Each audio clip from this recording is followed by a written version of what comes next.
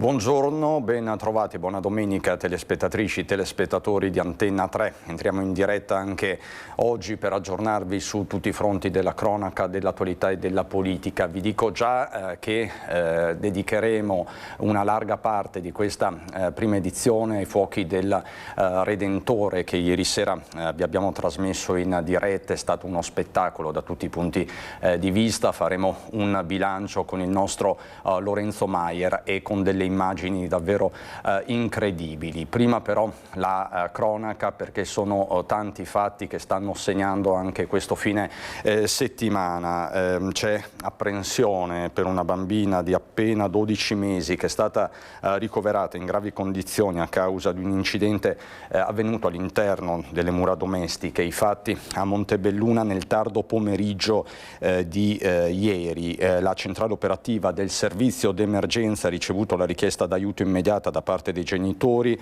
subito dopo la caduta della figlia. Appare nel salotto di casa.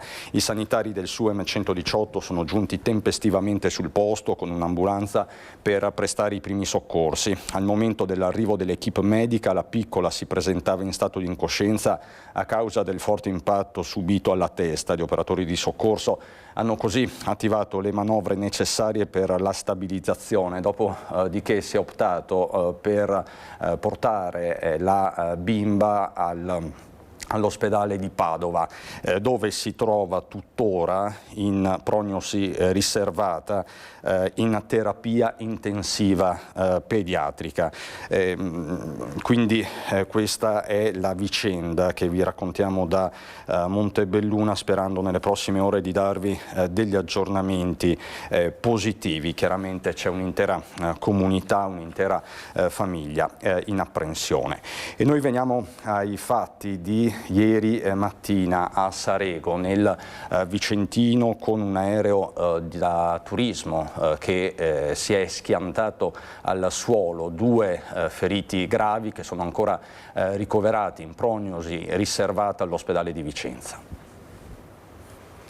La pista era vicina, ma non ci sono arrivati. Un 65enne e un 52enne a bordo di un aereo da turismo Tecnam sono rimasti gravemente feriti dopo un'avaria al velivolo mentre era in transito su Sarego. Partiti poco prima da Bolzano, verso le 8:30 sono stati costretti a utilizzare una vasta area agricola per un atterraggio di emergenza, riuscendo a toccare terra e andando a sbattere dentro un canale irriguo, proprio nel punto in cui si trova una spalletta di cemento. Entrambi sono stati portati in codice rosso all'ospedale San Bortolo di Vicenza, il più anziano con un trauma cranico e una frattura alla gamba destra, l'altro con frattura al costato sul fianco sinistro. Sul posto hanno lavorato i vigili del fuoco intervenuti con 3 mezzi per estrarre non senza difficoltà pilota e passeggero e per bonificare l'area da una perdita di carburante dell'aereo. Dei rilievi delle indagini si occupano i carabinieri di Lonigo, tornati sul posto anche qualche ora dopo per ulteriori controlli sul velivolo che ora è sotto sequestro. Ho sentito le sirene, ho sentito il cane che qua di guardia che faceva un rumore della Madonna, siamo usciti, abbiamo visto l'aereo là in fondo e niente, ci siamo allarmati, abbiamo visto che sono intervenuti i vigili, sono intervenute ambulanze, più tardi sono arrivati i carabinieri. K-Quinta è un'aviosuperficie molto nota e utilizzata dagli appassionati di volo con aerei, con ultraleggeri e anche con elicotteri. Si vedono spesso velivoli in volo in pratica e stamattina purtroppo è successo un incidente, che sono cose che possono accadere in queste zone, non è il primo che accade, però speriamo che sia l'ultimo. Così dunque a Sarego, lo ripeto, i 2 passeggeri dell'aereo sono tuttora ricoverati in gravi condizioni all'ospedale San Bortolo di Vicenza. Sabato, la giornata di ieri, che è stata poi segnata anche da diversi episodi di maltempo dopo giorni di caldo intenso e afa. Un brusco peggioramento che ha portato dei temporali di calore. Forti raffiche di vento, anche grandine segnalati in diverse aree del territorio, soprattutto nel Vicentino e Bassanese, poi anche la Castellana, e quindi siamo nella Marca trevigiana. A Mestre c'è stata una grandinata con il sole nei pressi della Nave de Vero, il centro commerciale, che è stata ripresa tra l'altro da molti visitatori. La Protezione Civile ha invitato la massima prudenza per il rischio di fenomeni improvvisi, in particolare nelle zone più esposte. Una trentina di interventi soltanto nella zona di Treviso, Marca occidentale. Interventi, va detto, tutti di minore entità, fortunatamente, con il governatore Alberto Stefani, che a un certo punto aveva raccomandato anche di limitare gli spostamenti. Insomma, ci stiamo abituando alle montagne russe sul fronte meteo. Poi la cronaca che ci porta a San Biagio di Callalta, nella frazione di Sant'Andrea di Barbarana, dove un uomo 79enne era in gita in moto con alcuni amici quando è stato punto da una vespa, finendo poi in ospedale a causa dello shock provocato dalla puntura. È accaduto nel pomeriggio di ieri in via del Solstizio, all'altezza dell'incrocio con via Partisoni. Immediato l'allarme al SUEM 118, che ha inviato sul posto un'ambulanza e l'elisoccorso. Il Centauro è stato soccorso dal personale sanitario, che dopo le prime cure lo ha trasportato in codice giallo all'ospedale Cafoncello di Treviso. Sempre nella Marca trevigiana, sempre sulle strade della Marca trevigiana, un camion si è scontrato contro la parete di un'abitazione, distruggendone l'angolo. È successo a Onè di Fonte, in via Roma. L'episodio è avvenuto durante delle operazioni di scarico. All'origine dell'incidente il mancato inserimento del freno a mano o un guasto tecnico. La manovra non ha provocato fortunatamente feriti, ma ingenti danni alla casa. Sul posto hanno operato per diverse ore i vigili del fuoco e la polizia locale. E noi ritorniamo anche su un tragico fatto, una tragedia sul lavoro che si è registrata sulla linea ferroviaria tra Venezia e Trieste, con un uomo di 43 anni che ha perso la vita. È l'ora di pranzo, quando Maher rimane vittima del gravissimo incidente sui binari della linea Trieste-Venezia a San Giorgio di Nogaro. È stato un attimo, è uscito dalla cabina del locomotore dell'azienda per cui lavorava alla manutenzione della rete, ha perso l'equilibrio, è caduto ed è stato travolto da un treno in transito. Una ricostruzione ancora provvisoria che gli investigatori della Polizia Ferroviaria, insieme agli ispettori dello Spisal e dell'azienda sanitaria, cercheranno di rendere definitiva con le verifiche in corso. La Procura della Repubblica ha aperto un'indagine. La salma del 43enne tunisino rimane a disposizione della magistratura. Nelle prossime ore potrebbe essere disposta l'autopsia. Tanti sono gli aspetti ancora dubbi su quanto accaduto. Tra questi anche l'eventualità che Maher abbia perso l'equilibrio per un malore. Gli investigatori dovranno chiarire perché l'uomo, uscendo dal locomotore, lo ha fatto dalla parte del binario libero, esponendosi al rischio, poi drammaticamente concretizzatosi, che un convoglio in transito potesse travolgerlo. E mentre la Polizia Ferroviaria lavora per ricostruire la dinamica nel suo complesso, lo Spisal si occupa di raccogliere tutti gli elementi sul fronte del rispetto delle norme di sicurezza sul lavoro, capire cioè se le procedure, le pratiche di prevenzione e infortuni sono state rispettate e se qualcosa non ha funzionato nella gestione della contemporanea presenza sulla linea ferroviaria, anche se su binari diversi, del locomotore di manutenzione e del treno regionale, che in fase di riposizionamento è sopraggiunto proprio nel momento in cui Maher Grasli si trovava nel posto sbagliato al momento sbagliato. Una settimana già segnata da un lutto nella Marca trevigiana, lo riportano diversi media, anche quelli calabresi, perché Francesco Vona, l'uomo morto a Giavera nel Montello, nella cava Postumia Inerti, era originario della Calabria, di Crotone. I giornali locali, i giornali calabresi titolano così: operaio calabrese muore sul lavoro per salvare un collega, il sacrificio di Francesco Vona nella cava di Treviso. Il 39enne originario di Crotone è rimasto ucciso mentre cercava di soccorrere un compagno rimasto agganciato a un nastro trasportatore. Aperta un'inchiesta sulla tragedia, questo appunto a Giavera del Montello. C'è un'inchiesta per l'appunto della Procura della Repubblica di Treviso aperta, si indaga per omicidio colposo. Il 39enne viveva da decenni a Vittorio Veneto con la madre, una comunità che piange chiaramente questo ennesimo morto sul lavoro. Si attende anche l'autopsia e quindi poi la possibilità di dire addio a Francesco Vona. Ma noi ritorniamo in Friuli, a Gemona, per un delitto che aveva scioccato l'Italia intera, quello di Alessandro Venier, che era stato letteralmente massacrato, fatto a pezzi, il suo corpo occultato nel bidone della spazzatura. C'è la perizia psichiatrica sulle due donne accusate dell'omicidio, la mamma e la compagna. Lorena e Meilin erano capaci di intendere e di volere quando hanno deciso e messo in atto il piano di uccidere Alessandro Venier e poi farlo a pezzi e occultarlo nel bidone della spazzatura. È la principale conclusione a cui è giunto il dottor Francesco Piani, lo psichiatra a cui la Procura della Repubblica ha affidato l'incarico di accertare lo stato di salute mentale delle due donne, accusate di omicidio volontario pluriaggravato, occultamento e vilipendio di cadavere, accuse di cui cominceranno a rispondere davanti alla Corte d'Assise del Tribunale di Udine a partire da lunedì 20 luglio. Il pubblico ministero Giorgio Milillo, oltre alla valutazione sulla capacità di intendere e di volere al momento del fatto e nel periodo che ha preceduto l'omicidio, dunque la fase di decisione e organizzazione del delitto, ha chiesto al dottor Piani di accertare anche la capacità di partecipare coscientemente al giudizio e la pericolosità sociale delle due donne. In questo caso lo psichiatra ha concluso per entrambe che siano capaci di stare in giudizio, mentre per la pericolosità sociale ha ritenuto che Lorena non sia socialmente pericolosa sotto il profilo psichiatrico, mentre Meilin, essendo affetta da un disturbo caratterizzato da crisi psicotiche che alternano fasi acute e di remissione, è da considerare a rischio di cadute. Infine, tra le altre cose, è stata valutata anche la capacità di intendere e di volere attuale. Secondo Piani, per Meilin è da considerare al momento piena. Per Lorena, pur essendo capace di intendere e di volere, deve essere considerato un alto rischio suicidario emerso dai test a cui è stata sottoposta.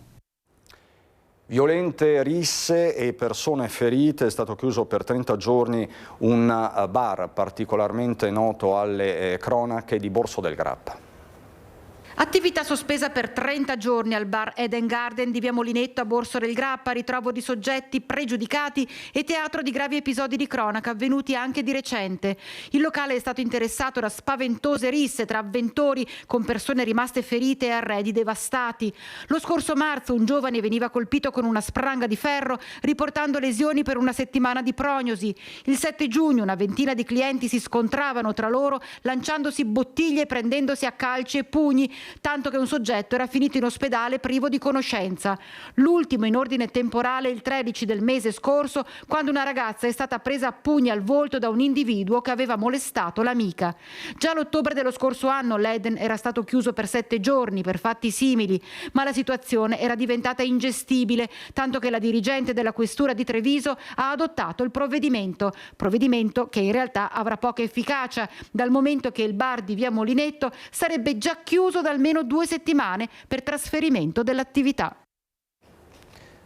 Due pericolosi rapinatori sono stati rintracciati nelle scorse ore nella Marca trevigiana, a Treviso e Cessalto. Avevano trascinato fuori dall'auto un commerciante di preziosi, derubato e preso a botte. Non solo, si erano finti anche carabinieri, avevano finto un posto di blocco, avevano intimato l'ALT alla vittima. Infatti a Perugia nel settembre scorso, dopo 10 mesi di indagini serrate, i due sono stati braccati per l'appunto nella Marca trevigiana. Si tratta di un 21enne e di un 38enne.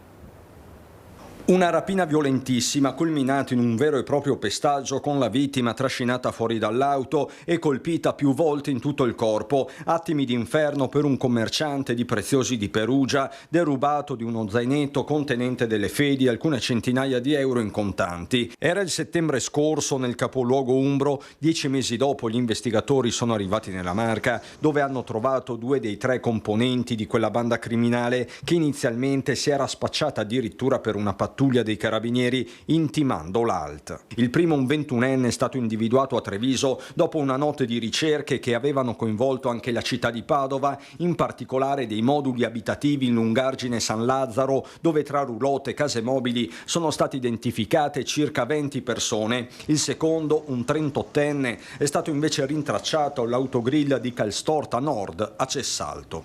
Sappiamo che il nostro tratto autostradale è un viatico verso la via dei Balcani e questo ci espone a una criminalità anche in itinere, ma questo arresto ci dà la consapevolezza che il nostro territorio è oggetto di vaglio e di attenta azione della procura e della polizia e di tutte le altre forze dell'ordine. Entrambi, sia il 21enne che il 38enne, sono stati condotti nel carcere di Santabona con la squadra mobile di Perugia, supportata dai colleghi di Verona e Padova, che hanno applicato un'ordinanza di custodia cautelare emessa dal GIP. Un terzo complice è stato braccato a Pavia. Cruciali le immagini della videosorveglianza, i tracciati GPS e i nuovi sistemi di riconoscimento facciale. Tutti e tre hanno alle spalle diversi precedenti. Al momento però non ci sarebbero relazioni con i colpi più recenti avvenuti nella Marca, come in gioielleria a San Giacomo di Veglia nel territorio di Vittorio Veneto e a Casale sul Sile nelle scorse settimane. Tra l'altro lo avete visto nel servizio il sindaco di Cessalto Emanuele Crosato, che fra poco ci raggiungerà qui in studio anche per parlare del traffico di queste ore. È una fine settimana da bollino rosso e Cessalto, come sapete, è un paese diviso a metà proprio dall'autostrada, ma parleremo anche di tanto altro, parleremo di benzina, dei prezzi della benzina, dei costi della benzina con Moreno Parin, e abbiamo ancora tanta cronaca, tanti fatti, ma prima non possiamo non parlare della festa del Redentore, perché è stato uno spettacolo straordinario che Antenna 3 vi ha trasmesso in diretta con un grandissimo successo anche in termini di ascolto, una serata all'insegna della tradizione, del divertimento, ma anche della venezianità, mi verrebbe da dire. Vi mostro ora la copertina che è stata realizzata dal nostro Mattia Pizzaia, pura emozione. Dei fuochi, ed eccolo qua, i fuochi del Redentore.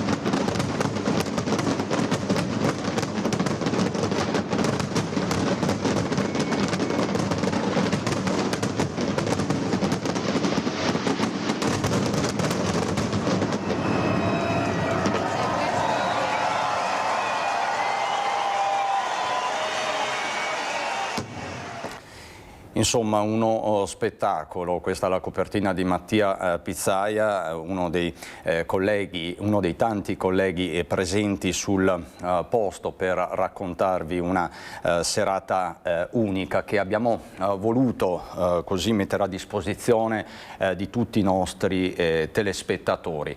Lorenzo Maier, buongiorno. Buongiorno a te Cristian e buona domenica dei Redentore da Venezia. Ecco Lorenzo, tu sei stato uno dei nostri ciceroni, hai raccontato questa serata tra tradizione e divertimento. Com'è andata? C'è da dire che sì, è stato un grande spettacolo, ma Venezia era blindatissima.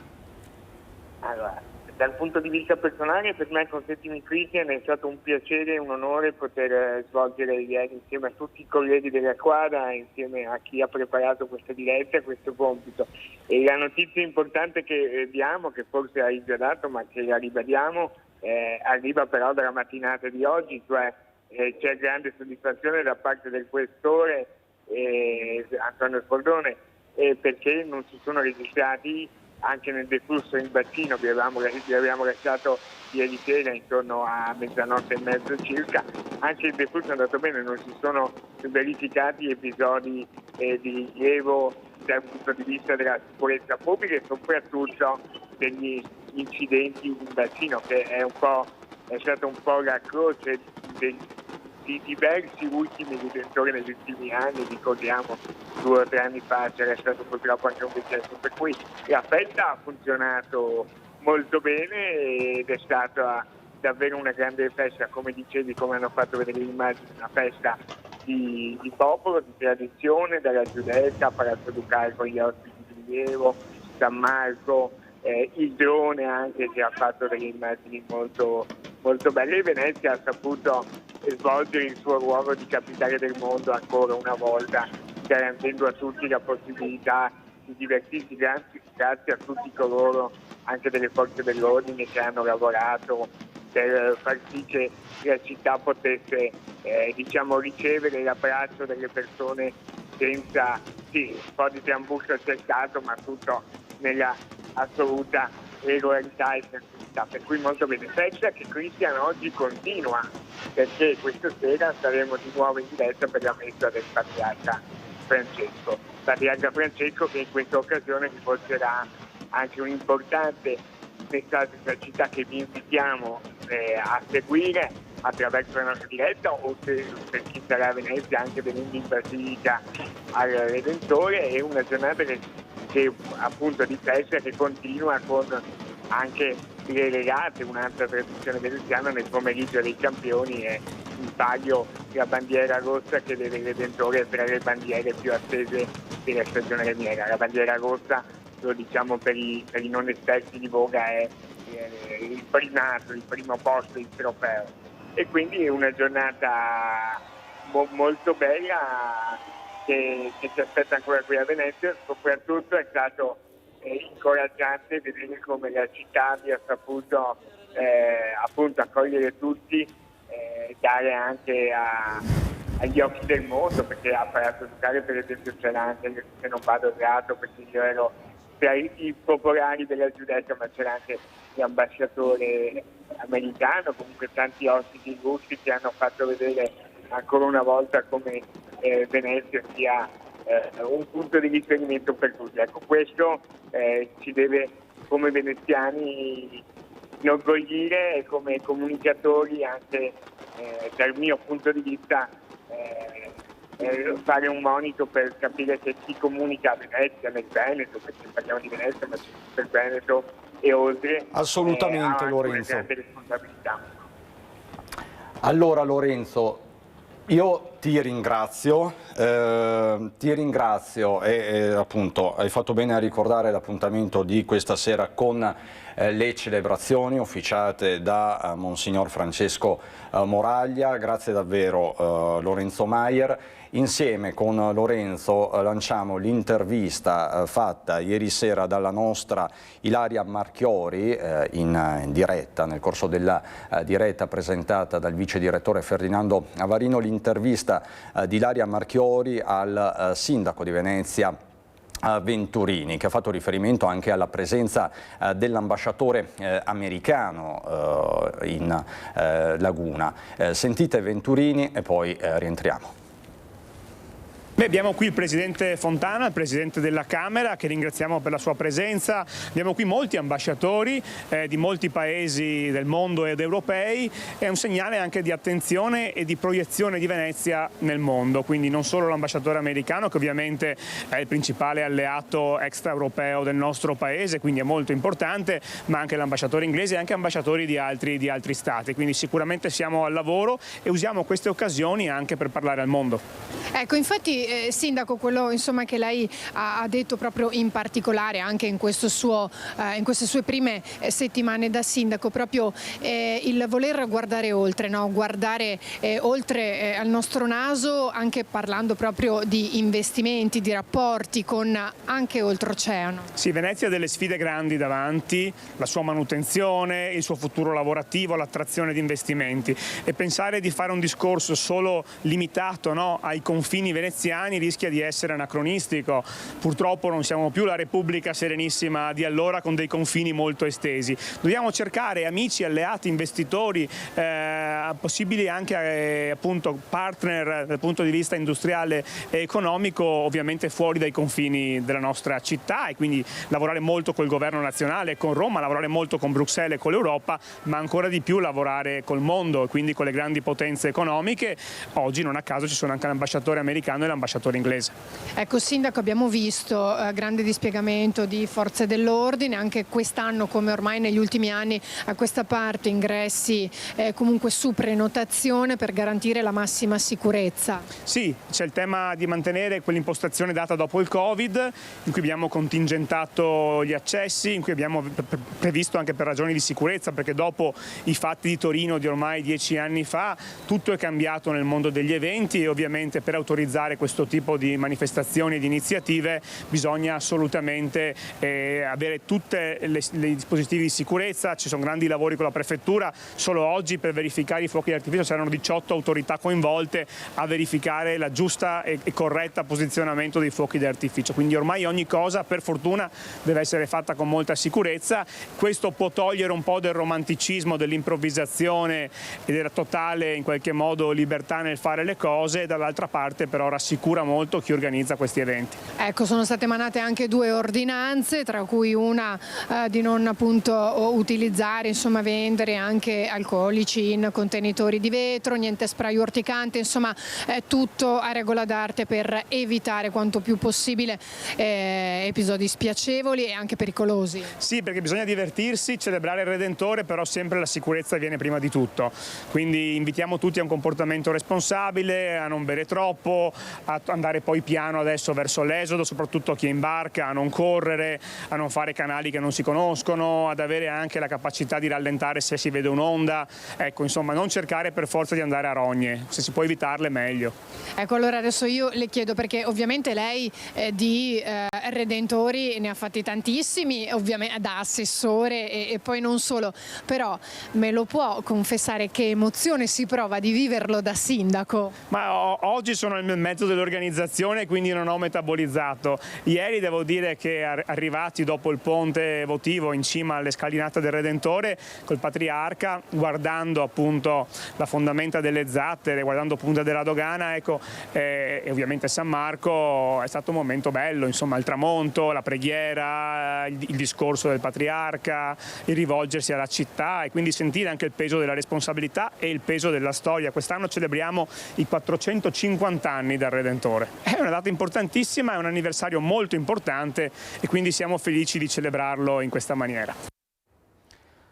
Insomma, una serata memorabile che Antenna 3 vi ha raccontato, ma rimaniamo a Venezia per la cronaca, un fatto che ha suscitato scalpore, come sempre succede a Venezia. Sono stati denunciati dalla polizia locale 3 turisti di origine pakistana residenti a Milano di 20, 21 e 22 anni per aver imbrattato con vernice spray il ponte di Rialto nella notte per una goliardia. Questo nella notte tra venerdì e sabato. Ve ne avevamo dato conto anche ieri, dovevano festeggiare, si è appreso, il compleanno di un amico. A far scattare l'intervento sono state alcune segnalazioni dei cittadini con le immagini di videosorveglianza della Smart Control Room che hanno permesso agli agenti di individuare i responsabili. I 3 sono stati denunciati per danneggiamento di bene monumentale. Il Comune annuncia inoltre le richieste di risarcimento danni e conferma la linea di tolleranza zero contro chi danneggia il patrimonio storico e il decoro della città che appunto ieri sera si è presentata al meglio. Come avete sentito anche dalle parole di Lorenzo Maier, non si sono registrati incidenti né ci sono stati problemi di ordine pubblico. Non è stato facile vista la mole di pubblico, ma è andato tutto bene. Noi ritorniamo alla cronaca e alla piaga delle truffe, la truffa del finto maresciallo con una 23enne che è stata arrestata e che ha colpito tra Mussolente, quindi Vicentino, e Caorle nel veneziano. Mietono ancora vittime le truffe del finto carabiniere, questa volta a Casoni di Mussolente ai danni di madre e figlia di 60 e 26 anni. La più anziana delle due è stata raggiunta da una chiamata al telefono fisso da parte di un sedicente maresciallo che le comunicava che l'auto della figlia era stata usata per una rapina in una gioielleria di Vicenza. La donna è andata in panico, ha fornito al suo interlocutore il numero di cellulare della giovane dopo aver ammesso che si trovava in casa con lei. Detto fatto, di lì a poco è arrivata una chiamata alla figlia da un complice che l'ha fatta allontanare dalla madre. Alla 60enne intanto veniva chiesto di recuperare tutto l'oro che aveva in casa e consegnarlo a un'addetta che sarebbe arrivata di lì a poco per accertare che non si trattasse della refurtiva della fantomatica rapina. Solo a consegna avvenuta le due si sono rese conto di essere state raggirate e hanno chiamato i carabinieri. Sempre i carabinieri è arrivata poco dopo la notifica di un incidente stradale tra 2 auto tra le vie Campo d'Aviazione e San Rocco a Casoni, a poca distanza dal luogo della truffa. A destare sospetto il fatto che la conducente di uno dei mezzi si era allontanata in tutta fretta abbandonando la macchina. Quando i militari sono arrivati hanno fatto 2+2, l'hanno rintracciata nella vicina via Mazzini, sono riusciti a recuperare i gioielli appena rubati e da perquisizione della stanza che la 23enne occupava a Romano De Zelino hanno trovato altri monili e 200 euro in contanti asportati a una 76enne di Caorle. Per lei sono scattate le manette per truffa pluriaggravata e si stanno cercando i 2 complici. Intanto a Treviso contro la piaga delle truffe, soprattutto delle truffe agli anziani, è scattata una vera e propria task force. L'ULSS ha diramato un messaggio proprio una decina di giorni fa dicendo che c'era un tentativo di truffa ai danni degli anziani sulle tessere sanitarie, sul rinnovo della tessera sanitaria. Mandavano un SMS chiedendo di collegarsi ad un link, invece la tessera sanitaria viene inviata a casa. Le strategie adottate dai truffatori sono le più svariate. Per proteggersi, il Comune di Treviso ha lanciato una campagna di sensibilizzazione attraverso spot televisivi in onda sulle reti Media Nord-Est e la distribuzione del kit argento con indicazioni utili a prevenire la piaga delle truffe nel 2026 in netto aumento rispetto agli scorsi anni. Non dobbiamo stancarci di informare. Abbiamo pensato di premiare la prossimità. Gli edicolanti ci hanno subito risposto con entusiasmo, quindi abbiamo deciso di creare una tasca, questo kit, dove mettiamo una serie di volantini con informazioni utili. E abbiamo poi nel volantino declinato dei setting, quindi dalla truffa in casa a come comportarsi quando si è nei pubblici esercizi, banalmente ritirando la pensione o andando a fare bancomat, e poi anche quando si è per strada, quindi dove mettere la borsa, quando si è in bicicletta ad esempio, no? Dove mettere gli effetti personali, evitare il portafoglio nella tasca posteriore, quindi accorgimenti che magari sappiamo, però ricordandoceli facciamo un attimo di più attenzione. L'attenzione ci aiuta a prevenire i reati. Le persone le accettano volentieri considerando che sono utili per la popolazione e per loro stessi, e poi noi lo facciamo anche convinti del ruolo che rivestiamo di presidi di libertà, di pluralità e di informazione, nonché di socialità, e quindi lo facciamo ben volentieri con il comune. 22 le edicole aderenti in città. Ad ogni acquisto in edicola sarà possibile ricevere il kit che verrà consegnato dall'edicolante contenenti volantini informativi. Campagna realizzata soprattutto per le persone anziane, sempre più nel mirino dei truffatori, complici, raggiri sempre più sofisticati e subdoli. Da lunedì la diffusione del kit entrerà nel vivo. Per chi è vittima di truffa, invece, il Comune di Treviso mette a disposizione uno spazio di ascolto. Alcuni anni noi ospitiamo questo sportello con professionisti, ci sono psicologi, ci sono avvocati che possono assistere chi è stato vittima di reato, dai reati più importanti a quelli che ci sembrano meno importanti, che però invece portano le persone all'isolamento. È uno sportello gratuito, si fissa appuntamento e gli operatori accolgono, orientano, ascoltano, e quindi si cerca di riportare le persone alla socialità, perché fidarsi è bene ma in sicurezza. Andiamo adesso in Valsugana, c'è un'importante comunicazione di servizio che appunto riguarda la viabilità dalle prossime ore. Dureranno 3 settimane, dal 20 luglio all'8 agosto, i lavori notturni nel tratto di 1 chilometro della statale 47 nel territorio di Valbrenta. Gli interventi in programma solo in orario notturno, dalle 20 alle 6, dal lunedì al venerdì, riguarderanno il margine stradale in vista della posa delle nuove barriere di sicurezza. Il cantiere comporterà la chiusura dello svincolo di Rivalta con deviazioni del traffico sulle uscite più vicine. Durante i lavori la statale resterà percorribile. Il traffico proveniente da Trento verso Bassano sarà spostato sulla sola corsia di emergenza. Non ci saranno modifiche invece per il traffico diretto a nord. Dalla Valsugana all'Altopiano, sapete il passo è molto breve sull'Altopiano, dove sono ritornati i lupi davvero scatenati, soprattutto nelle zone di Montecorno, Roana e Asiago. Ci sono delle manze predate. Tornano in azione i lupi e in altopiano sono subito dolori. I branchi, che ormai sono stanziali in alcune aree del comprensorio, hanno attaccato nei giorni scorsi malghe e allevamenti. Ne sanno qualcosa la malga Montecorno, poco sopra Lusiana, dove una manza è stata predata e divorata letteralmente sotto gli occhi del pastore. Sentite cosa racconta il gestore della struttura. Il pastore che ho là in malga Montecorno, verso le 5:30 è andato a radunare le vacche da mungere e si è trovato praticamente a 20 metri davanti a lui, aveva il lupo che stava mangiando la vitella, insomma. Era appena successo, molto probabilmente da poche ore. Chi frequenta la zona sostiene che quell'area sia stata eletta a domicilio da una lupa con la sua cucciolata e che quindi ogni animale nelle malghe vicine possa diventare oggetto di predazioni. Un altro assalto è stato messo a segno a poca distanza dall'abitato di Roana, in zona Rebeschini, dove sono state uccise altre manze, mentre aggressioni vengono segnalate ad Asiago. I lupi hanno predato pure alcune pecore, una situazione che è esplosa improvvisamente dopo un inizio della stagione monticatoria che sembrava far presagire un'estate tranquilla. Noi adesso andiamo in pubblicità, ma vi dico già che subito dopo parleremo del caso del gasolio sporco. È scattata anche un'indagine della Guardia di Finanza, ma faremo un po' il punto in generale sui costi della benzina e dei carburanti. Torneremo anche a parlare di questo, lo potete vedere dall'home page del gazzettino.it.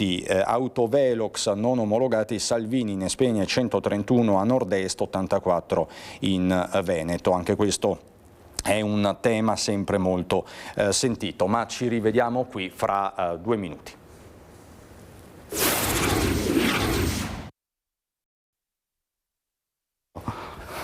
Ma proprio... Siamo di nuovo in diretta, su Antenna 3. Stavo già parlando con i miei ospiti, Moreno Parin, che è rappresentante dei gestori carburante di Treviso. Buongiorno, Parin, buongiorno al sindaco di Cessalto, Emanuele Crosato.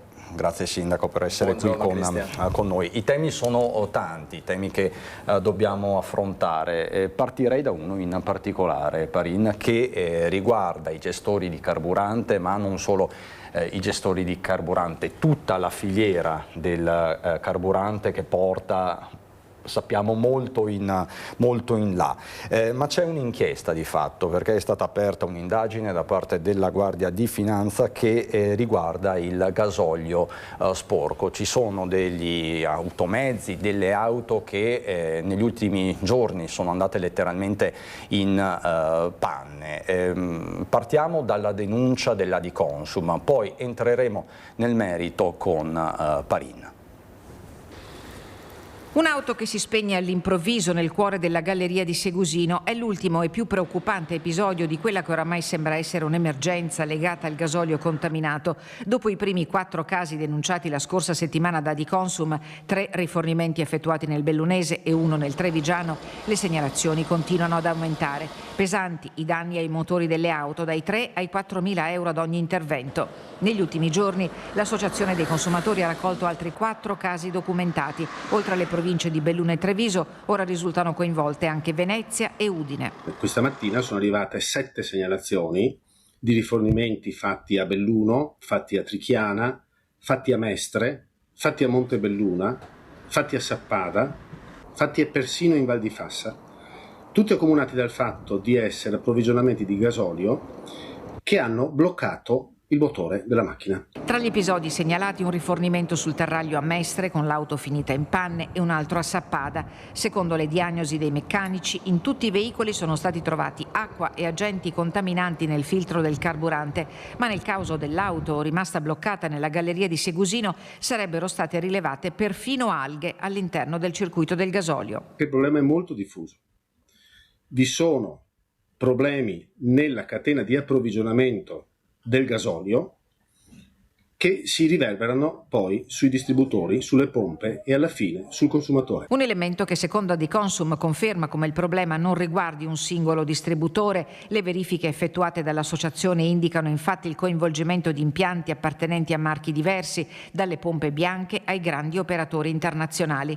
L'associazione ha già attivato il proprio ufficio legale per assistere gli automobilisti danneggiati, ma ora chiede un confronto urgente con le associazioni di categoria del settore. È importante chiaramente avere copia dello scontrino del pieno, copia della diagnosi del motore, copia di eventuali preventivi e presentarli presso la nostra associazione. La cosa importante che noi chiediamo per la sicurezza dei cittadini e per la sicurezza dei consumatori è un tavolo di confronto con le associazioni che rappresentano i distributori per capire dove il problema è nato, per capire come risolverlo e soprattutto per capire come venire incontro ai consumatori che si sono trovati con danni notevolissimi, ma anche come risolvere il problema di sicurezza che deriva da questi problemi sulla filiera di distribuzione del carburante.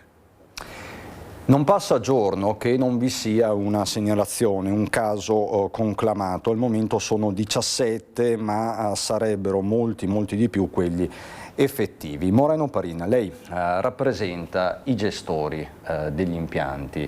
Che cosa si sente di dire? Che cosa sta accadendo? Perché siamo di fronte a un fenomeno. Allora, sì, è un fenomeno che comunque non ci sorprende più di tanto, perché comunque noi conosciamo i problemi che hanno i gestori, conosciamo anche le dinamiche che riguardano tutto quanto il discorso soprattutto del gasolio. Da quanto ho capito, perché comunque non ho avuto modo di sentire nessuno, o almeno in provincia di Treviso non ho avuto da parte dei gestori riscontri su questo, da come si sta verificando, quindi a macchia di leopardo, sia pompe bianche che compagnie petrolifere, presumo, salvo poi verifica, che il problema riguardi la componente di biodiesel che obbligatoriamente è inserita nel carburante per legge. Parliamo di un 10% di biocarburante. 10%? 10% obbligatorio per legge. Che succede? Che il biocarburante non è morto, è vivo. E a determinate condizioni di temperatura nel serbatoio del tuo veicolo, a determinati quantitativi di umidità o anche qualche piccola particella d'acqua nel serbatoio che comunque si genera per l'effetto del ricambio d'aria che c'è nel serbatoio, ci sono dei cianobatteri che prolificano, danno dei mucillagini che noi volgarmente chiamiamo alghe. Queste alghe arrivano prima sul filtro del gasolio e già lì, se va bene, ti ferma la macchina perché vuol dire che non fai ulteriori danni, oppure vanno sugli iniettori o sulla pompa iniezione, specialmente macchine sofisticate. Credo che il problema sia questo, perché altrimenti non mi spiego questa cosa a macchia di leopardo, perché se fosse una partita di gasolio non conforme, le autovetture sarebbero molti di più.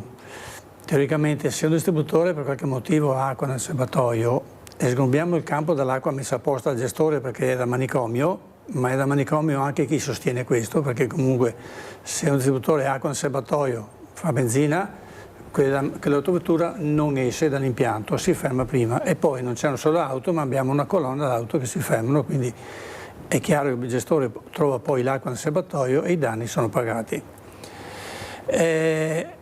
Dovrebbe succedere sullo stesso impianto più volte, invece da quello che ho capito sono vari impianti e anche un singolo rifornimento. È questo che mi fa propendere per il problema delle alghe. Da qui l'avviso che voi come gestori avete diffuso. Avviso ai possessori di automezzi diesel: per disposizioni comunitarie il gasolio immesso al consumo deve contenere una percentuale minima del 7% di biodiesel. Tale carburante di origine vegetale trattiene l'acqua e favorisce la contaminazione batterica con formazione di mucillagini e conseguente intasamento dei filtri del gasolio. È molto chiaro. Prevenzione e riparazione spettano al consumatore, essendo una norma di legge la causa del problema. La gestione non ha alcuna responsabilità nel caso si verifichino danni da contaminazione batterica. Informati dal gestore. E questo qui è vecchio, è del 2011, quindi il problema non è di oggi. Il problema è che lo Stato, oltre che obbligare le compagnie petrolifere, i produttori a inserire il biocarburante nel gasolio, dovrebbero obbligarli anche a inserire quei prodotti specifici che esistono da sempre, che vanno ad impedire la formazione di queste benedette alghe. Lo stessa cosa dovrebbero fare le case automobilistiche, dovrebbero dire attenzione che siccome c'è gasolio a queste qualità, a queste caratteristiche, ogni tanto butta nell'autovettura un po' di biocida, si chiama così, che ha il doppio effetto di uccidere i germi, i batteri, ma contestualmente eliminare tutta la presenza di umidità dal gasolio. Quindi si elimina il problema. E ad esempio non succede a tutte le auto perché? Perché per sviluppare questi batteri il gasolio deve rimanere a una certa temperatura per un determinato tempo minimo. Quindi se il gasolio si scalda, si raffredda, si scalda, si raffredda, non succede. In cisterna distributore non succede perché cisterne interrate mediamente in provincia di Treviso viaggiano dai 10 ai 15 gradi d'estate. Quindi c'entra anche il clima esterno, il cambiamento climatico. Allora, siccome questo succedeva anche 20 anni fa, non mi sento di dire che è il cambiamento climatico, noi parliamo di temperatura del prodotto. Certo, se un'estate è più calda del solito può succedere che questo si verifichi più spesso. L'associazione dei consumatori, l'ha sentito nel servizio, Parin dice vogliamo allargare il confronto ai gestori, voi siete pronti? C'è anche un'indagine alla Guardia di Finanza, quindi immagino che nei prossimi giorni qualcosa succederà. Beh, noi siamo pronti, ovviamente sì, ci mancherebbe altro, magari ci contattassero e magari il cliente che ha il problema dovrebbe anche rivolgersi alla Guardia di Finanza, rivolgersi ai consumatori, ci mancherebbe altro, ma il primo che dovrebbe avvisare è il gestore, cioè dovrebbe andare dal gestore: guarda che ho questo problema, perché il gestore da quel momento lì, pur essendo tranquillo, comunque nel dubbio il gestore attiva subito il discorso del controllo in cisterna, chiama la compagnia, si informa sul prodotto consegnato quel dato giorno. Il gestore ha un documento di consegna dei carburanti soggetti ad accisa dove è scritto tutto, a che ora parte, dove è stato caricato, quanto biodiesel c'è. Quindi risaliamo facilmente al prodotto e al fornitore.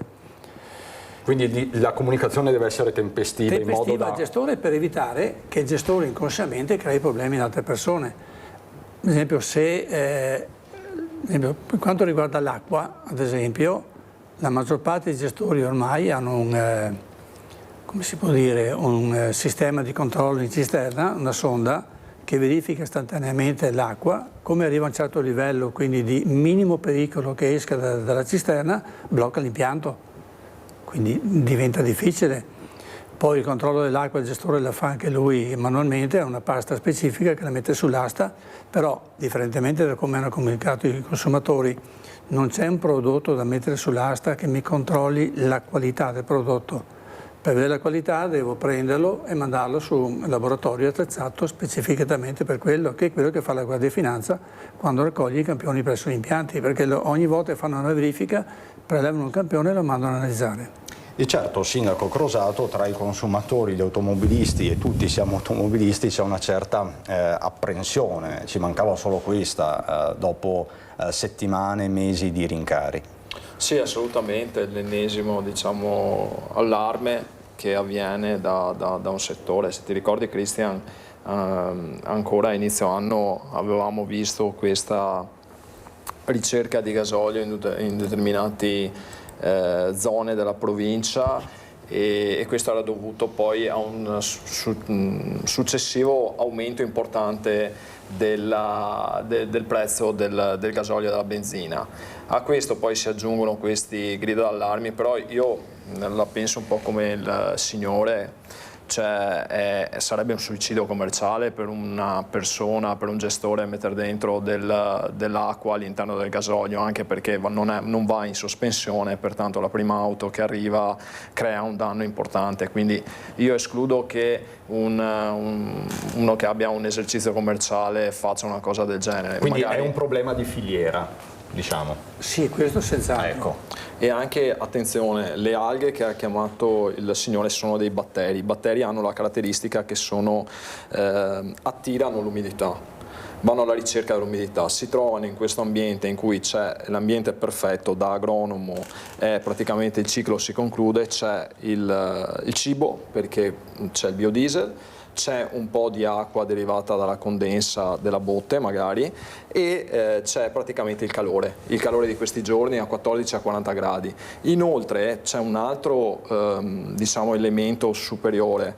Quando i moderni motori hanno la caratteristica che il gasolio viene iniettato dagli iniettori a grande pressione. Questa grande pressione dovuta alla temperatura esterna crea ulteriore temperatura e quindi si forma proprio un boiler come quello di casa all'interno del serbatoio dell'auto e quindi vi è un ulteriore un ulteriore sviluppo di questi batteri e di conseguenza di sporco all'interno dell'auto. E quindi c'è una relazione tra la situazione atmosferica? Sì, io sospetto che siano queste le cause, insomma, escludo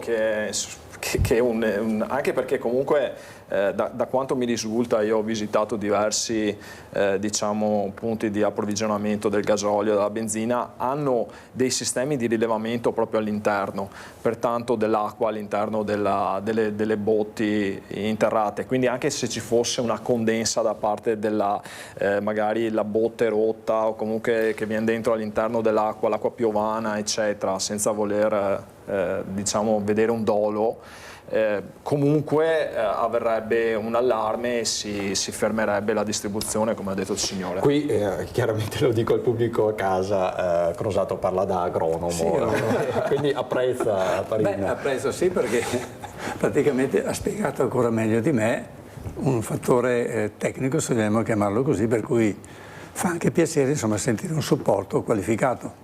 Quindi diciamo è scattata questa indagine della Guardia di Finanza, diciamo che i temi sono tanti e tutti possono essere e devono essere messi sul tavolo per una piena comprensione dei fatti, visto che c'è un po' di allarme tra gli automobilisti e tra i consumatori. Beh, ad esempio noi abbiamo gestori che ci hanno segnalato che da quando è cominciato un attimino questo problema, che è stato evidenziato più che altro in questo modo qui, molti clienti hanno cominciato a richiedere una ricevuta del rifornimento, perché il consumatore dite fatevi una ricevuta che quindi avete il documento, basterebbe anche lo scontrino bancomat sul quale magari il gestore segna la targa per essere sicuro del 100%, quindi pago col bancomat, chiedo al gestore di segnare la targa sul bancomat, ma ci metto un timbro sopra così a posto e il gestore certifica che ha fatto rifornimento, però potrei anche dire che per quelli che normalmente fanno il pieno molto meno, perché i clienti, che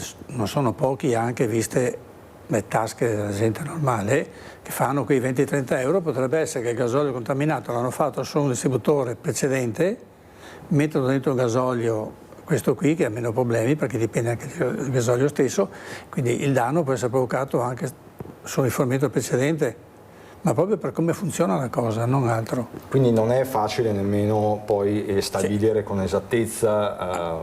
Sì, allora noi abbiamo dei gestori, non dico tipo altro perché non voglio fare pubblicità, che acquistano bidoni da 200 litri alla volta di biocida e lo mettono in cisterna, ogni rifornimento, ogni 8 litri di gasolio che entra, loro mettono questo biocida, fra l'altro è registrato sul registro carico-scarico, cioè tutta una cosa fra l'altro anche molto ben dimostrabile e soprattutto tracciabile.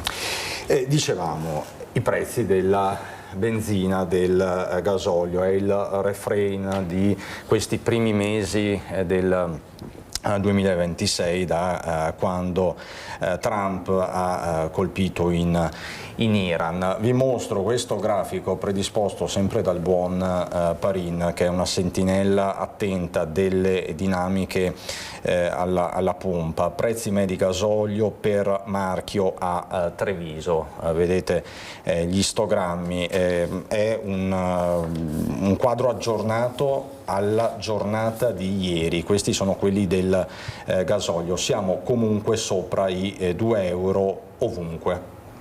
Sì, anche alle pompe bianche. Con una differenza fra l'altro abbastanza limitata fra il prezzo maggiore e il prezzo minore, anche se il grafico può imbrogliare, passiamo da 2,077 a 2,091, quindi c'è una differenza di meno di 2 centesimi. Dalla IP alla ESSO. Sì, stiamo parlando di marchio, per cui non è una grossa differenza, anzi è fisiologica. Questo per il gasolio, poi c'è la benzina, anche qui mi pare. Sì. E qui il problema è Trump e un po' anche la Russia ultimamente. Trump, cioè la guerra sul Golfo. Quindi il combinato disposto tra Trump, quindi guerra nel Golfo e guerra tra Ucraina e Russia, perché è pur vero che normalmente la tendenza purtroppo è guardare il valore del petrolio greggio, ma parliamo di un valore stabilito oggi per consegna a settembre, ottobre, novembre anche. Quello che noi guardiamo invece sono i prezzi di consegna delle petroliere, della nave cisterna a Marghera, per quanto ci riguarda, e anche Genova. Sono i due riferimenti dell'area mediterranea nostro e quelli, cioè qui noi ho anche i dati aggiornati a giovedì, perché quelli di venerdì li vediamo domani. Questi sono dati che il prodotto scaricato giovedì a Marghera lo troviamo già praticamente alle pompe venerdì, sabato e anche domani. Quindi il trasferimento del prezzo è immediato, ma non proprio immediato, perché è pur vero che le compagnie petrolifere sono lente a diminuire i prezzi, ma è altrettanto vero che sono anche lente molte volte ad aumentarli, perché noi vediamo dai dati, vediamo dal margine che quella differenza fra il prezzo di acquisto internazionale e il prezzo di vendita netto delle tasse, che ha delle punte alte e delle punte basse, ma alla fine mi rimane sempre sui 20-21 centesimi, quindi a lungo andare, ma anche sull'arco solo di mesi, il cliente non viene, fra virgolette, fregato da queste lentezze in più o in meno, perché alla fine comunque il conto la media torna. C'è una compensazione. C'è una compensazione. Ma da qui alle prossime settimane che cosa ci aspetta, Parin? Perché questo è il tema. A ogni Ferragosto, guerra o non guerra, aumentano i costi alle pompe. È qualche anno che questo non succede più. Non succede più? No, perché qui dobbiamo ringraziare le cosiddette pompe bianche, che differentemente dalle compagnie hanno una dinamica di concorrenza nei prezzi che è andata a eliminare questo problema qui. E le compagnie ovviamente si sono adeguate se vogliono stare nel mercato. Anche quelli in autostrada? L'autostrada è un'altra dinamica ancora, quella andrebbe spiegata a parte. E quindi oggi, se io mi baso sui prezzi del mercato mediterraneo di giovedì, sì, posso dire che se quel prezzo lì lo applicassi oggi, adesso, alla pompa, dovrei aumentare il gasolio di ben 16-17 centesimi al litro per andare a un valore equo fra acquisto e vendita. Quindi se non interviene nulla, noi vedremo il gasolio schizzare in su. Quindi questa è la prospettiva, ancora aumenti? Ancora aumenti derivati dal costo del greggio, ma che non termini subito la guerra da una parte e dall'altra, però ci vorranno mesi per riprendere tutto. E questo significa, Crosato, che le famiglie hanno vincoli di bilancio sempre più stretti, famiglie ma anche amministrazioni locali, istituzioni, i costi dell'energia incidono, quest'anno più che mai sarà difficile chiudere i bilanci alla fine di questo anno travagliato. Sì, assolutamente, al di là della famiglia che negli ultimi mesi si è trovata magari solo sul pieno 15 euro in più ad auto per quanto riguarda il pieno. Io ho fatto un po' di conti così a spannometrici riguardo la mia auto.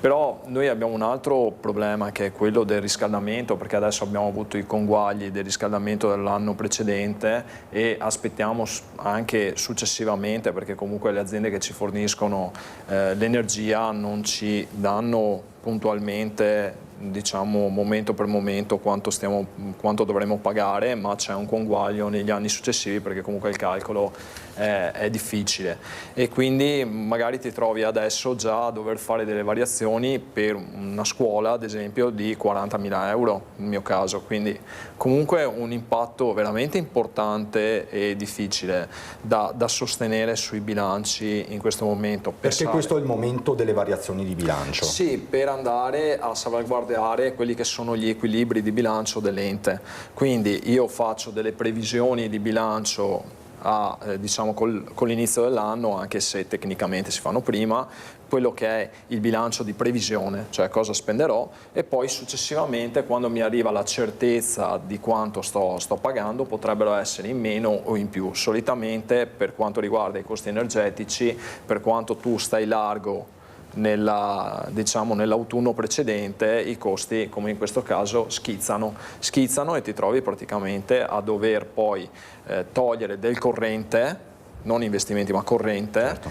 E praticamente il corrente è quello che soffre di più mediamente in un comune e il corrente purtroppo è quello che vai a togliere alle famiglie in aiuti, in attività, diciamo tutto quello che è un po' il sociale, l'attività anche ludica del paese e questo devi andare per forza a toglierlo da lì, se non nelle ultime fasi dell'anno dove praticamente molto spesso ti concedono dal punto di vista del bilancio di utilizzare anche la parte investimenti per coprire, perché altrimenti andresti in dissesto. Ma la coperta quindi è corta, c'è salto come altrove. Lei ha quantificato queste maggiori spese per energia? Sì, solitamente quest'anno saranno un 20%, quindi in termini assoluti? Sui 40.000 euro. 40-50 conguaglio, euro. Sì, quindi una cifra importante se pensi un bilancio di 4-4,5 milioni di euro, quindi è un impatto notevole. Però accanto a questo c'è un altro pericolo che stiamo sottovalutando, che è quello che comunque la temperatura sta cambiando, dovremmo dotare tutte le scuole anche di impianti purtroppo refrigeranti, quindi che diano anche praticamente una temperatura più umana durante soprattutto maggio e giugno, gli ultimi mesi, pertanto dovremmo andare a prevedere anche ulteriori spese energetiche dovute al raffrescamento e questa cosa diventerà strutturale purtroppo e pensiamo a un piccolo comune come il mio che ha praticamente una sola scuola unificata, può condurre e gestire un po' le spese in una maniera più accorta. Però se pensiamo alla provincia che ha un insieme di scuole secondarie importanti, diventa ancora più difficile l'intera gestione puntuale di queste spese energetiche e la loro sostenibilità. Io immagino anche, Parin, che poi i gestori, gli operatori alla pompa in questi mesi siano stati bersagliati di, non dico critiche perché non è colpa chiaramente dei gestori, ma abbiano assistito a tanti sfoghi di consumatori. Beh, dobbiamo essere sinceri, delle aggressioni, se vogliamo così, vere e proprie, non fisiche ovviamente, verbali, rarissime, molto poche. Più che altro parliamo proprio di uno sfogo, cioè il cliente arriva lì e comincia con gli improperi, sta benzina a casa, se la prende col politico di turno, sono convinti che è meglio non mettere in TV e ovviamente li comprendiamo, cioè io anche dico ai gestori, quando il cliente viene a lamentarsi, capite se si lamenta con te o se si lamenta del costo, perché il cliente ormai con l'informazione che c'è sa che il gestore non è il responsabile del caro carburante, cioè un gestore, specialmente quelli collegati alla compagnia petrolifera, acquista il prodotto a un prezzo stabilito dalla compagnia, lo vende a un prezzo stabilito dalla compagnia, praticamente ci aggiunge quello che è stato stabilito a livello sindacale e mediamente parliamo di 3,5 centesimi al litro, che costa €1, €2, €3, cambia nulla. Diciamo che è più facile prendersela con il benzinaio che con Donald Trump. No, ma il benzinaio ce l'è lì, Donald Trump, ci sarà qualcuno che vuole anche prenderlo in qualche modo, ma per il gestore e per il cittadino è difficile, come anche prendersela a livello politico nazionale col governo di turno. Questo sì succede spesso, perché anche tutti si ricordano che vari soggetti politici hanno messo in giro dei video con il fatto che le accise, quelle dell'Abissinia, Vajont, roba del genere, è ora di togliere, che non servono più, e poi quando però vanno al governo non le tolgono. Il riferimento insomma è al video della Premier Meloni, ma anche Salvini, ma un po' tutti. E non dimentichiamoci quando il governo, incolpando l'Europa sul fatto che non deve dare sussidi economici ai carburanti dannosi, quindi parliamo di gasolio, è andato a unificare le accise, ma non ha fatto la cosa semplice, va bene, noi incassiamo 30 miliardi di accise, le dividiamo, ma facciamo in modo che siano comunque sempre 30 miliardi, no. Hanno portato quelle gasolio e la benzina e si sono beccati 400 milioni all'anno in più di incasso. È stata una gran furbata, quindi potevano semplicemente dire facciamo l'operazione e manteniamo invariato il gettito, e quindi è proprio un controsenso rispetto a chi diceva... Mentre lo Stato ci ha guadagnato. Praticamente il saldo è di 800 milioni, ma tenendo conto dei vari rimborsi che fanno anche i trasportatori, è un saldo netto comunque di 400 milioni all'anno, non sono bruscolini. Qua sulle accise non se ne esce, nemmeno il centrodestra è riuscito a incidere, anzi. No, anzi, però è anche vero che quello che il signore diceva, quel tesoretto che è stato creato, è stato in parte, gran parte, utilizzato per cercare di calmierare un minimo il valore poi alla pompa del gasolio, perché se ti ricordi all'inizio andava ampiamente sopra il 2 euro e quindi avevamo l'intuizione che sarebbe esplosa ulteriormente, quindi il contenimento di quella parte dell'aumento è stata dovuta comunque all'azione del governo, che ha ridotto così le accise in parte fino al 4 luglio, questa cosa tenuta, e c'è il pericolo nei prossimi mesi. No, perché se noi guardiamo il primo provvedimento c'è una sfilza di partite dove il governo ha tolto 1 milione di qua, 1 milione di là, ospedali, scuole, assistenza, cioè ha tolto fondi, non ha usato solo quelli. Sì, ok. Però... No, ma il punto secondo me è questo, dovrebbe avere tutti quanti il coraggio di dire che se le accise in Italia sono così alte è perché l'Italia ha un'evasione notevole in genere. Quindi colpiscono dove hanno soldi pronto a cassa e facilmente controllabili. Se riducessero l'evasione a vari livelli, ma non sui carburanti, parlo di evasione in genere, probabilmente sulle accise potrebbero fare effettivamente riduzioni. Poi capisco, un governo deve trovare i soldi per tutto e quindi pesca dove può, ma allora che ce la racconti giusto a tutto lì, insomma. Guardi, in un piccolo comune si ricercano sempre i soldi dove si può, e anzi io ho fatto una grande azione di recupero di quello che è l'IMU in evaso, e quindi vai a recuperare le risorse dove puoi recuperarle.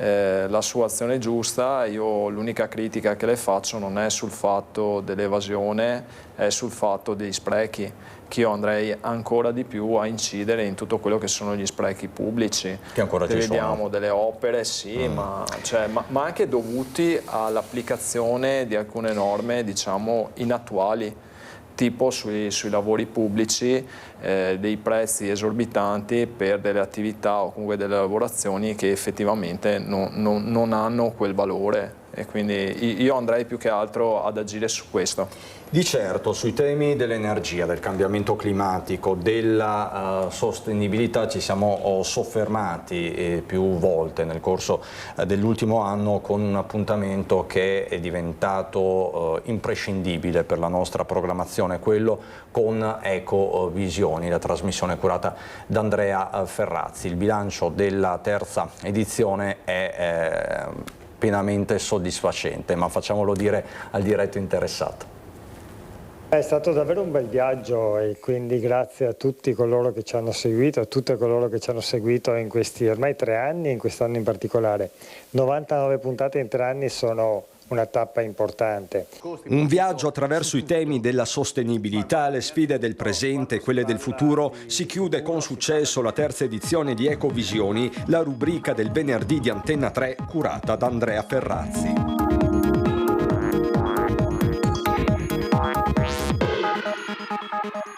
Guerre, crisi energetica, esplosione dei costi, cambiamento climatico e territori, fenomeni globali e ripercussioni locali, con una variabile geopolitica su tutte, inevitabile guardare alla Casa Bianca. È stato un anno di Trump, con tutte le conseguenze che questo sta avendo nell'equilibrio del mondo e nei nostri territori. Pensiamo ai dazi quando stanno pesando l'economia e i posti di lavoro anche del Veneto, pensiamo alle guerre scatenate nel mondo, pensiamo a quello che sta avvenendo a Hormuz, dove 30 km di blocco su appunto 30 km di mare, di braccio di mare, stanno mettendo in ginocchio le nostre famiglie, con le bollette che schizzano, le benzine fuori controllo. Abbiamo analizzato le questioni del mondo e dei territori, spesso abbiamo anche anticipato quello che stava per avvenire, e che quindi le cose che poi si leggevano nei giornali o si sentivano nella televisione settimane o mesi dopo.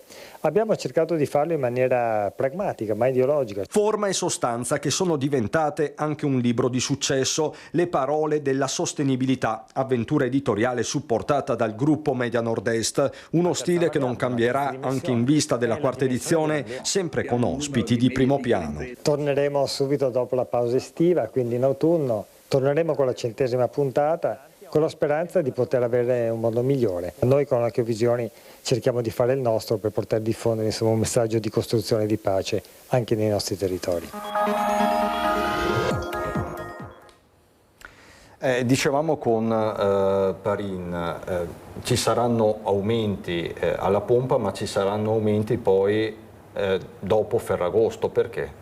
Perché tendenzialmente tutte le aree alpine, oltre a un certo livello, quindi dove c'è necessità di accendere il riscaldamento ben prima che dalle nostre parti, cominciano a fare le scorte di gasolio per riscaldamento.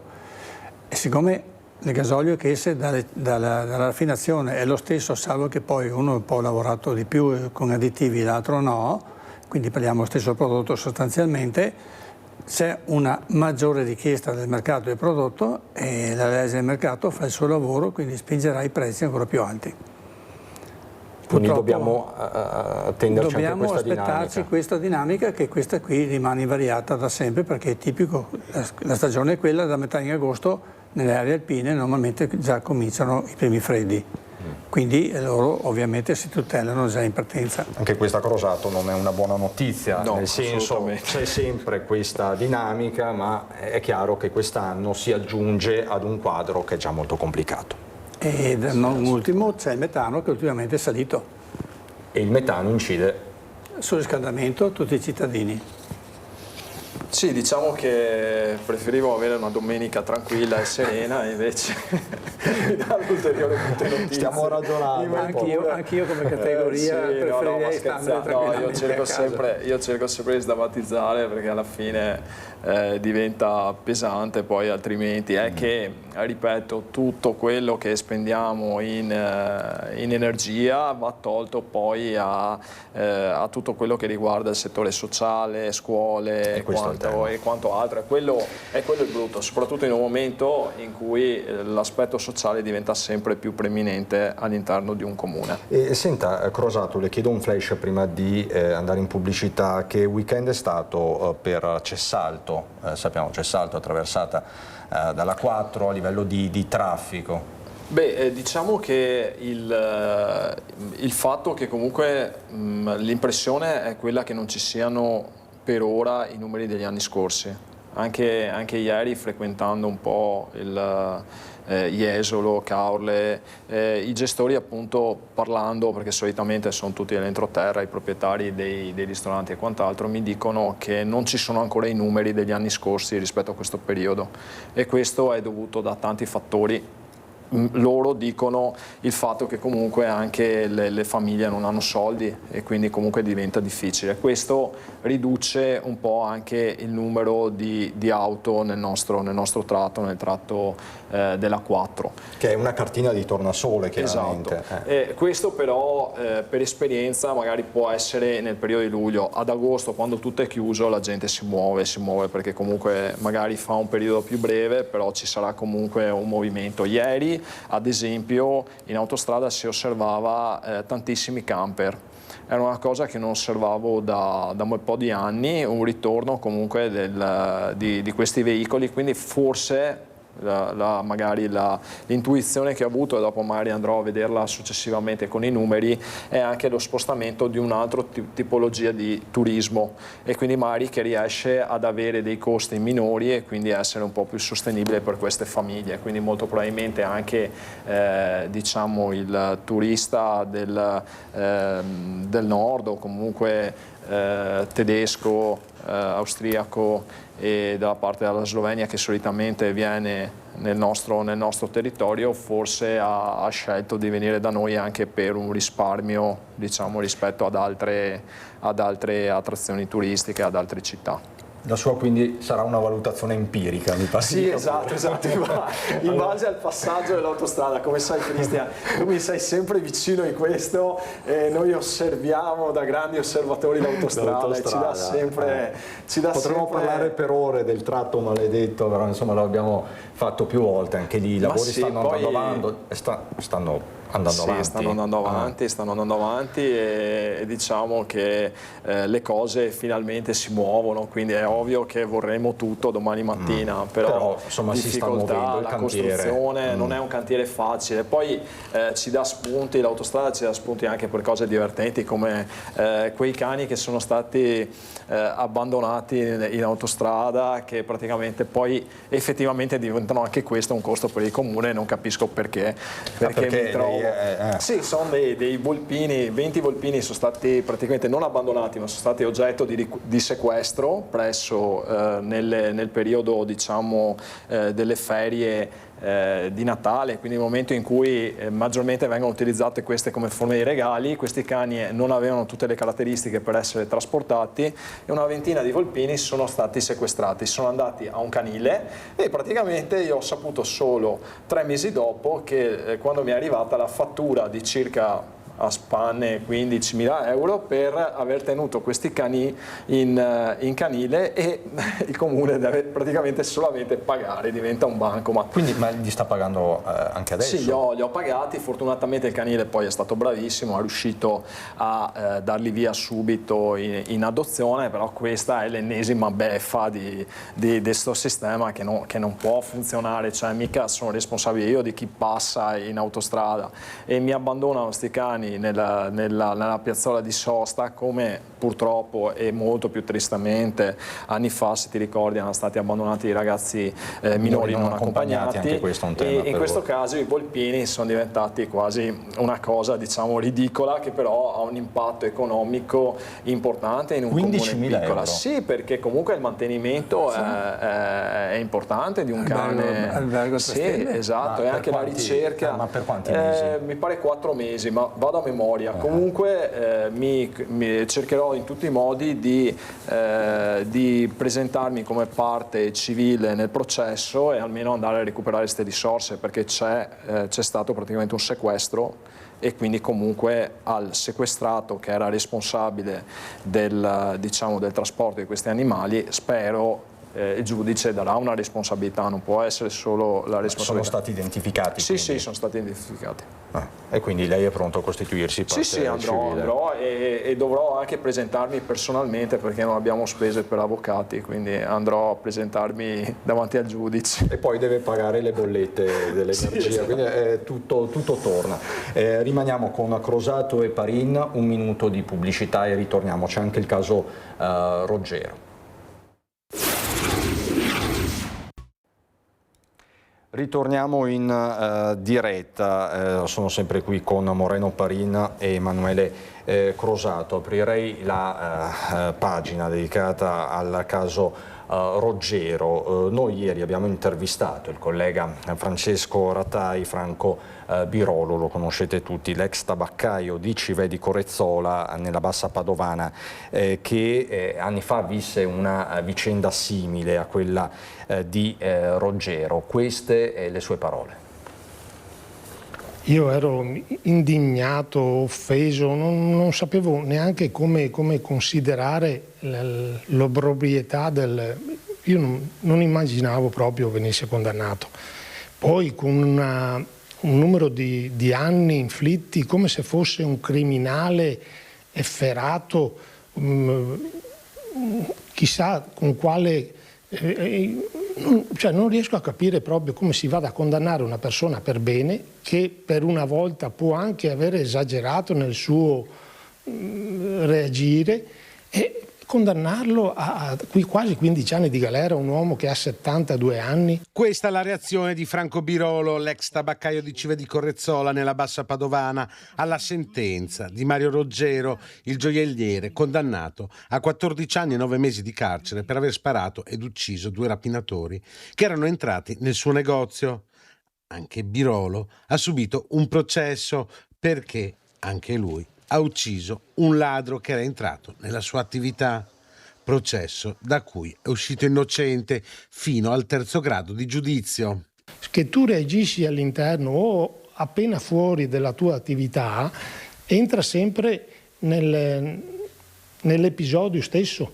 Quindi anche Roggero, il fatto che abbia inseguito, che abbia rincorso i ladri appena lui ha potuto, perché non poteva farlo prima, con la pistola puntata alla tempia non poteva farlo prima, quindi questi appena sono partiti per fuggire, lui si è messo appresso e ha cercato di fermarli in qualche modo. Il gioielliere intanto ha passato la sua prima notte nel carcere di Bollate nel Milanese e ha ricevuto la visita del ministro delle infrastrutture Matteo Salvini, che ha riferito di averlo abbracciato anche a nome dei tanti italiani che gli hanno espresso solidarietà e di appoggiare la richiesta di grazia voluta dalla moglie di Roggero, anche se, ha ribadito, è una prerogativa del Presidente della Repubblica. La moglie ha chiesto la grazia e ha fatto bene, e io sono convinto che possa essere presa in considerazione liberamente nei tempi e nei modi che vorrà dal Presidente della Repubblica, che è l'unico che può decidere modi, tempi e contenuti. Poi ci sono tanti modi di scontare una pena. A 72 anni, dopo una vita di lavoro, di fatica, di sudore, di affetti e di amore, sicuramente non penso che passerà anni chiuso in un istituto carcerario. Birolo ci conferma di aver sentito Roggero poco prima che fosse emessa la sentenza, trovandolo pronto anche ad un'eventuale condanna. Lui aveva messo in preventivo anche questa ipotesi, sì. Noi tutti speravamo in una soluzione diversa, Purtroppo 15 anni sono tanti per un uomo di 72 anni, che neanch'io avrei mai immaginato, appunto. Poi il risarcimento è una cosa assurda che non sta né in cielo né in terra. Io non condivido assolutamente queste cose. Moreno Parin, lei è stato gestore di un impianto per anni a Signoressa, mai subito delle rapine, dei furti? Io ho subito, a livello dei furti, il conto non ce l'ho, tant'è vero che quando andavo a fare la denuncia ai carabinieri non mi chiedevo più né nome né cognome né indirizzo, niente, solo i danni e l'ora. Ho subito 2 rapine, uno una volta armato di pistola, uno che poi l'hanno preso subito perché anche da pirla, nello senso della parola, e altre volte 2 soggetti che uno armato di coltello bello grande e uno con una sbarra di ferro di 1 metro, e fra l'altro ero con un mio amico sull'impianto. In tutti e 2 i casi ho pensato soltanto di, fra virgolette, obbedire, perché una volta avevo mia moglie che non era il caso che corresse rischi, e altra volta anche perché in ogni caso quando uno ha una pistola in mano il tempo che tu la cerchi, la estrai e spari, questo ti ha già ammazzato. Quindi bisogna comunque, quello che mi dispiace comunque è che la Costituzione tra tante cose dice che lo Stato garantisce la sicurezza dei cittadini, quindi il cittadino non deve fare da sé, che ci garantiscono questa sicurezza. Quindi quando un delinquente viene preso, processato con giusto processo finché si vuole, ma è colpevole, deve pagare, non avere tutte le buone uscite che le danno, e deve anche fra l'altro rimborsare chi ha subito il danno. Lei si sarebbe mai comportato come Ruggero? No, però la seconda rapina ho sperato molto che quando sono usciti dall'impianto a tutta velocità ci fosse un camion in sorpasso. Sono sincero, sono onesto, non gli ho augurato andate via tranquilli, gli ho augurato chissà che arrivi un camion. Un camion però, perché se prendo una macchina mi ammazzano le persone, il camion no. Perché comunque sei esasperato, io telefonate di notte, ne ho ricevuto tantissime, guarda tu una chiamava, vieni qua a vedere i danni, cioè era tutto un danno. Dopo iva a fare denuncia ai carabinieri, fortunatamente non lasci nulla, né soldi né altro, quindi i danni alla fine li pagava la compagnia, ma ogni volta che vai a lavorare al mattino non sai se puoi vendere carburante o meno, è pesante, ma altrettanto pesante, questo anche adesso, andare via la sera con mia moglie, tornare a casa alle 10, alle 11, mezzanotte, quando ci va bene, e non sapere se trovo la casa aperta. E su questo chiaramente torneremo, perché sono temi che ci stanno sempre a cuore. Grazie Moreno Parin, che rappresenta i gestori di carburante della provincia di Treviso. Grazie Emanuele Crosato, che vuole fare però un annuncio. 10 secondi. Sì, essendo la frazione più piccola che ho, ci tengo molto alla Sagra Paesana, è iniziata il 18 luglio e va avanti fino al 2 di agosto, la Sagra Paesana di Sant'Anastasia di Cesalto, Sant'Anastasio di Cesalto. E quindi non perdetevela. No, anzi andate a aiutare questi volontari che fanno sempre del bene e ci aiutano anche ad avere dei momenti di convivialità. E non perdetevi la sitcom Igor e Davide subito dopo la nostra prima edizione, e poi itinerari turistici da Pieve del Grappa alle 14:45 più o meno, e il film L'Odissea, un film francese del 2016, alle 19 c'è la messa del Redentore. Grazie per l'attenzione, buon proseguimento su Antenna 3.